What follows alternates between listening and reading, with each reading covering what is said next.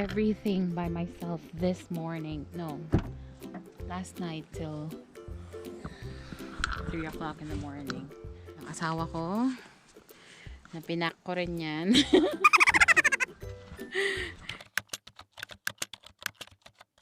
Today we're gonna show you how to set up your campsite.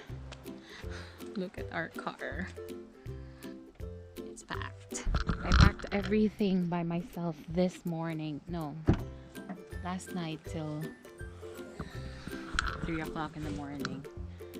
Yung cooler, yung tent namin na ganyan lang kaliit. Hehe.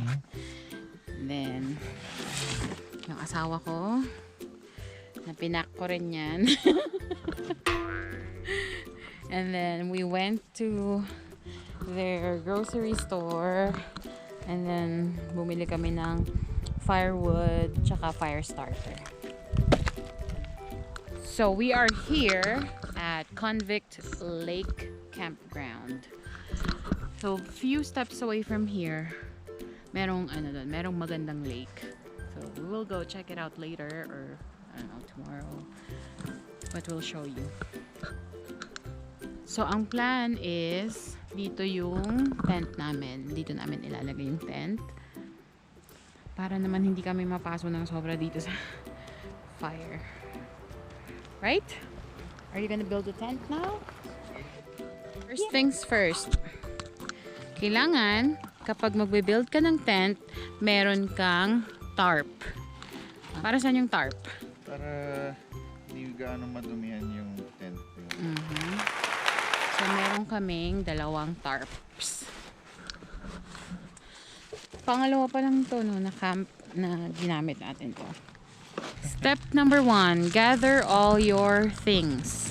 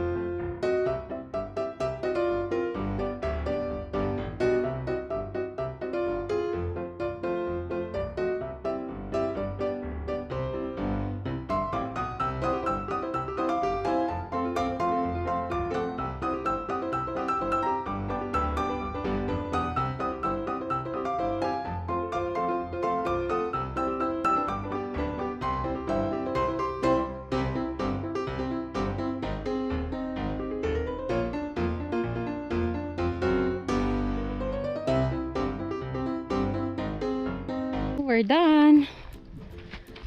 This is how it looks like. Itong sleeping bag namin. Actually, may 2 zipper yan sa gilid. Ayan o. Like here, unzip mo siya.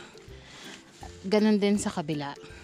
The reason being is para papasok ka na lang dito. So every person papasok dyan. Tapos izizip niya yan. Kasi pag malamig, kailangan yung body heat ng isa't isa magstay sa loob. And then we have a little lamp. Yeah. Dito namin nalagay yung susi ng kotse, yung phones. You know, make sure na pag magka-camping kayo ng ganito, like yung camera nyo ganyan, huwag nyo iwan sa kotse. And yung susi ng kotse nyo is ilagay nyo sa yung within reach. Kasi this is a bear country. That's why merong ganito. Oh, nice. Yeah. Diyan mo ilalagay yung mga pagkain. Never mag-iiwan ng pagkain sa lamesa, especially kapag gabi kasi pupunta kayo ng bears and other wildlife and ayaw nyo mangyari yan. Always close the tent para walang papasok na insect.